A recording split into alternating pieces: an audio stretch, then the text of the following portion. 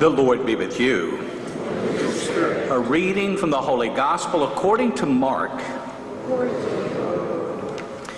Jesus departed from there and came to his native place, accompanied by his disciples. When the Sabbath came, he began to teach in the synagogue, and many who heard him were astounded. They said, "Where did this man get all this? What kind of wisdom has been given him? What mighty deeds are wrought by his hands? Is he not the carpenter, the son of Mary, and the brother of James and Joses and Judas and Simon? And are not his sisters here with us?" And they took offense at him. Jesus said to them, "A prophet is not without honor except in his native place and among his own kin and in his own house." So he was not able to perform any mighty deed there apart from curing a few sick people by laying hands on them. He was amazed at their lack of faith. The Gospel of the Lord.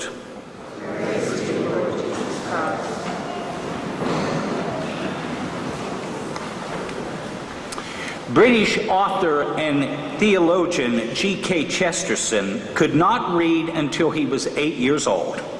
A teacher said that if his head were open, they would probably find a lump of fat where there was supposed to be a brain. The teacher was wrong, to say the least. Einstein's parents were told by more than one teacher that their son would never amount to anything. In fact, in 1905, the University of Bern flunked his PhD dissertation because it was fanciful and irrelevant. In 1984, the rhetoric teacher at Harrow in England wrote on a 16-year-old's report card, "A conspicuous lack of success." The name of the student on top of the card? Winston Churchill. In 1902, the Atlantic Monthly's poetry editor returned a batch of poems to a 28-year-old poet with a bitter, nasty note attached. The note read, "Our magazine has no room for your vigorous verse." The name of the poet? My favorite poet, Robert Frost. Dr. Seuss, one of the most popular children's authors of all time, got more than 24 rejection slips before The Cat in the Hat made it to print. And finally, Ruth Graham felt an uncontrollable urge to run out of the meeting hall the first time she heard Billy preach. She was not under conviction. She was put off by his preaching style, which repulsed her. Billy had to improve his preaching before Ruth would become Mrs. Billy Graham. And so on, and so on, and so on, and so on. Which brings us to our gospel today, a most important passage. We find it in Matthew 13 in extended form in Luke chapter 4. In fact, I did a graduate thesis on his account of today's gospel. And then the briefer form is in Matthew chapter 6, verses 1 through 6. Mark tells us Jesus returns to his hometown of Nazareth in the province of Galilee. And let's face it, people back then, when you mentioned the word Nazareth or Galilee, for them it was podunk town. It was a no place. Nobody of any consequence came from the place. And so when he goes into the synagogue, and he gives a scripture reading from the Hebrew scriptures and then comments on that scripture, notice the reaction of the hometown crowd. They're looking and they're saying, "Hey, we know this guy. We know his mom. We know his family. His dad's a carpenter. Where did he get all this? How come he can speak the way he speaks?" Jesus was entirely too much for them, we're told by Mark. They didn't like him. They criticized him, in fact, and of course, behind his back. Gossip, gossip, gossip. But isn't it interesting that they would all be proved wrong, especially on Easter Sunday morning? But for now, he was too much. And the problem is this, and we human beings tend to do it all the time. They boxed Jesus in. We tend to do that with people all the time. There's a human inclination. In fact, I think it's a part of the learning process. We can manage certain people in certain situations if we box them into our thinking. But the problem is, it doesn't always work. For instance, we'll do it with ourselves. I know people who come into the church here. I see you all, and I know how you act. You're very reverent when you come into the church. But I've been in more than one situation through the years when I've walked into a nightclub or a restaurant and seen groups of parishioners around a table. And I may be plain clothes when I come in. And then when Father comes in the room and sees the parishioners and decides to walk towards the table, somebody whispers and says, "Oh my gosh, it's Father Jim." And then everybody gets holy. It's Father. It's Father. But you are so holy when you come in here. I just don't quite understand that. You're going on the notion that I'm expecting you to be holy at all times. And actually what matters is the Lord expects us to be holy. We do it with other people. I know I've been guilty of it. A number of years ago, the year was 1987, in fact, I was giving a women's retreat while I was the associate pastor at St. Paul's Parish in Weirton, West Virginia, the steel mill town in the state. I remember we had a couple dozen women making this retreat, most of whom ranged in age from 25 at the youngest to the early 30s. But one woman on that retreat dared to enter that group who had just turned 70. Her name is Tilly Koloski. And you talk about looking like the eighth thumb on a left hand. Tilly looked just like that. They didn't know how to quite take Tilly. You know, after all, she was ancient at the age of 70 compared to these 20-year-olds. And so they were very fragile with Tilly and everything, and then we all had our boxes bursted when I assigned a skit for the women to do at the tables. And this one group at which Tilly was at decided to do a spoof on a commercial that was very popular back then. How many of you remember the Raisin Heads? The Raisin Heads. Okay, for you kids who weren't around when that commercial was in vogue, it was a very funny commercial. And what it was these raisin head characters, and they danced to the song, I Heard It Through the Grapevine. And it was a very popular commercial. I don't know what they were advertising, Raisin Bran or something, but it was funny as who. Well, so here's all these ladies with these raisin heads on, coming out from behind this curtain onto the stage, and leading the pack is 70-year-old Tilly. You know, just dancing all the way through it, and I'm sitting there rupturing myself laughing because I didn't think she had it in her. For goodness sake, Tilly? You see, we tend to box people in. And unfortunately, we do it to our kids all too often. I've seen numerous kids through the years for counseling who had been boxed in by their parents. I remember a number of years ago when I was up in Wheeling getting a call from the pastor of a neighboring parish with a Catholic school. He wanted to see if I would see one of their students. In fact, the mother of this boy, this junior high boy, asked if I would see him. And I said, sure, I'd be glad to look at him, to evaluate him. And so she brought this boy in. He was rather tall, a 13-year-old, a very polite, kindly-looking boy. And right away, I mean, it was easy to see depression was not a possibility in his case. And so we sat down and talked. It took a couple sessions to really get to know one another. And the complaint that the mother had was the fact that he had been corrected several times in public for using very foul, nasty language. Of course, she didn't believe it until finally a relative came and said, yes, I heard him do it. He was actually doing it. So she became very concerned. And secondly, she was concerned about his lackluster performance in school. He was earning C's and B's rather than that straight A's that she expected from him. And so we talked a little bit. The first couple sessions went very well, didn't see any major issues, but I sensed something was going on underneath, because when I hear about all the cursing from this 13-year-old, something's going on. So at one point, to break the ice, I just looked and I said, hey, people are telling me that you use very foul language when you're out in public. And I said, usually people use that kind of language when they're angry. I said, are you angry about something?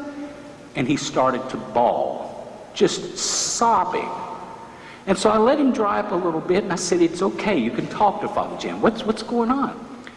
And he said, my father doesn't love me unless I'm great at basketball. And I said, what do you mean by that? Well, come to find out that he was a star basketball player for his Catholic school. And the father was very demanding about it. The father was one of those parents who would scream at the referees from the bleachers. We've all seen people who do such uncouth things. He would manipulate the coaches to get his son as much playing time as possible. Regular basketball season wasn't enough for his kid. He had to be on every traveling team that there was. The kid was just very, very worn out. And he told me, he said, I'm getting tired of basketball. I said, well, what do you want to do? He said, I'd like to go roller skating with my friends. I'd like to go skiing with my friends sometime. And I said, well, why don't you? He said, because my dad won't love me if I don't. And I thought, that's really kind of pathetic. The father had boxed him in to become an NBA player in the 7th grade. Boxing children in can be very dangerous business, and I say it to these new parents over here. I've seen kids as young as the 2nd grade with conversion disorders. What do I mean by that? Tics. Kids with facial twitches, or have chewed off completely their fingernails. Why? Because they felt boxed in by their parents. They learned a long time ago, if they're going to get mom and dad happy, they have to do what mom and dad wants them to do. And children need freedom and space. They are mysteries. And when we box them in, we set them up for psychological and emotional disorders. I've seen children who are cutters, who cut themselves, who felt boxed in by over-demanding parents. So my bottom line is, there's a human inclination to do that. Sometimes, however, we find ourselves very surprised when the very people we attempt to box in shock us. They shock us. One of the most popular stories is someone breaking out of the box, if you will, happened in the 12th century, believe it or not. A guy by the name of Giovanni di Bernardi. Giovanni di Bernardi. He wasn't from Philly. He was actually from Italy, Tony. He was a playboy, basically, at a young age. He came from a very wealthy family. He had his own rat pack, if you will, and they traveled around and drank and boozed and womanized around Western Europe. That was their M.O. Until one evening, while he was asleep, Giovanni had a dream, and he heard a voice say to him, quote, "Serve the master, not the man." Now, he woke up very puzzled by what that might mean. Serve the master, not the man. But he had no idea what the voice was all about. Until one day he was riding with the rat pack around through the woods, and he was on his beautiful stallion, when all of a sudden he spotted a scantily clad man shortly in the distance. And he rode up to the man. He felt compelled to do so, and it was a person who was both a beggar and a leper. He got off from his horse, took off his very expensive outer cloak, draped it over the man, kissed him, and hugged him. He got back on his horse.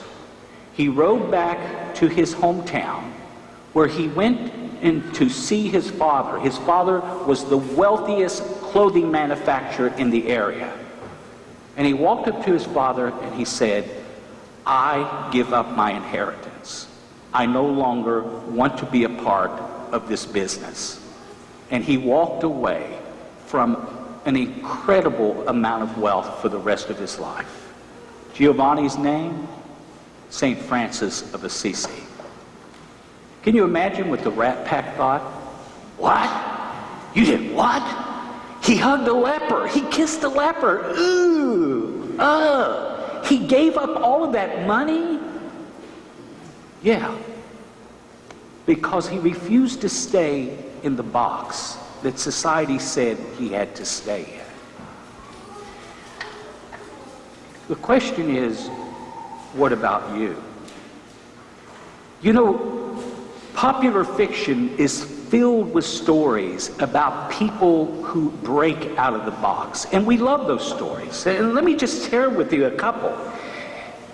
Remember Clark Kent, the mild-mannered reporter? He was one of my favorite characters growing up as a kid.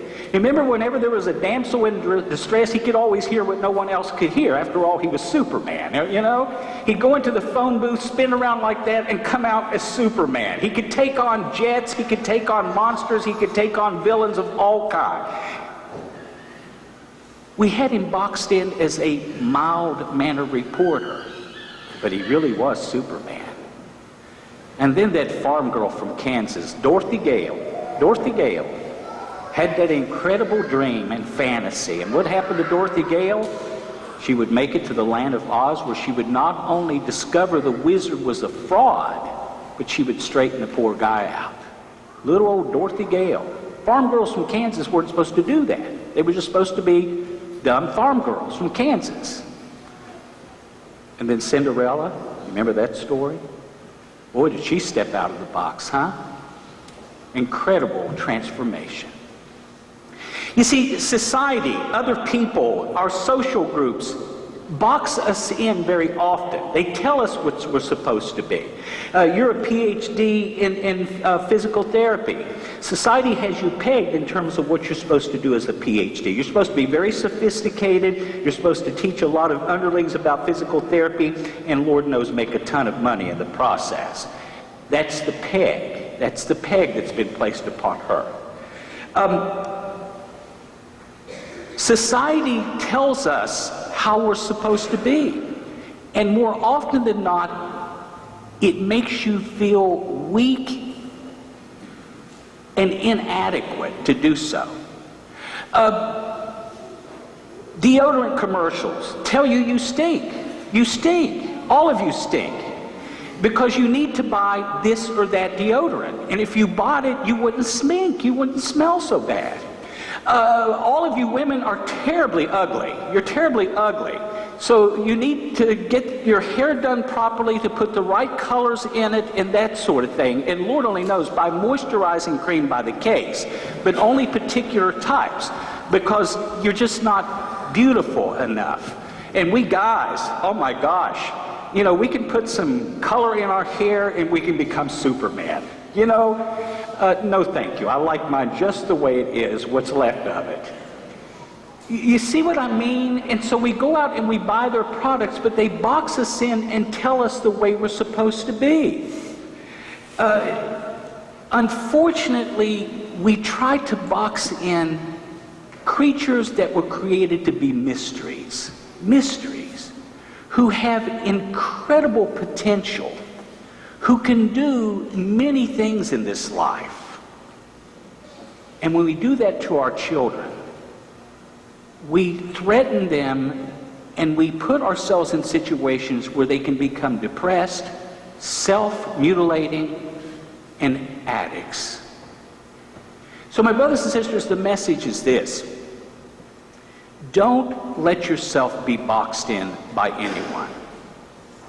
Our society does a game on people who would consider becoming a priest or a sister. You know, when I was a kid, and I remember back in the second grade telling some of my family members that I really felt called to be a priest. Oh my gosh, the accolades that you got. Did you hear that? Jimmy's going to be a priest. Jimmy wants to be a priest. Jimmy wants to be a priest. Well, I wanted to be a priest until the first chick came along. And then that went away for a while. Nowadays, I've actually had young men tell me that when they told their parents he wanted to be a priest, they got angry with him. What's wrong with you? What's wrong with you? What are you thinking? There's money to be made.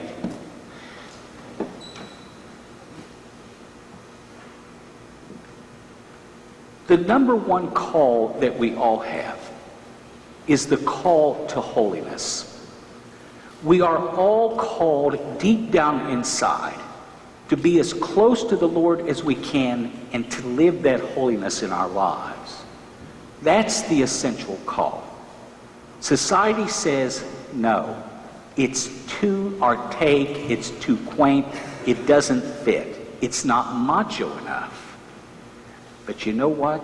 The Spirit will continue to eat at us until we answer that call. Oh yeah, start praying more, and especially in public by coming into church, people are going to look at you like you have 4 heads. They're going to think you're weird. You're going to think that you become a Jesus freak. But when you feel that call to do so and you don't come into the church and do it, you're going to feel totally inadequate inside and very lonely. Because when the Lord calls, He won't give up until He gets His way. So you can do it with Him, or you can let Him do it for you. It's our choice. My brothers and sisters, none of us should ever live in a box. Never let anyone put you in a box. Those of you who are kids, who have many years of life ahead of you, be honest with your parents and tell them what you feel called to do in this life, and don't be afraid. But to all of us, remember the Lord wants us to be close to His heart.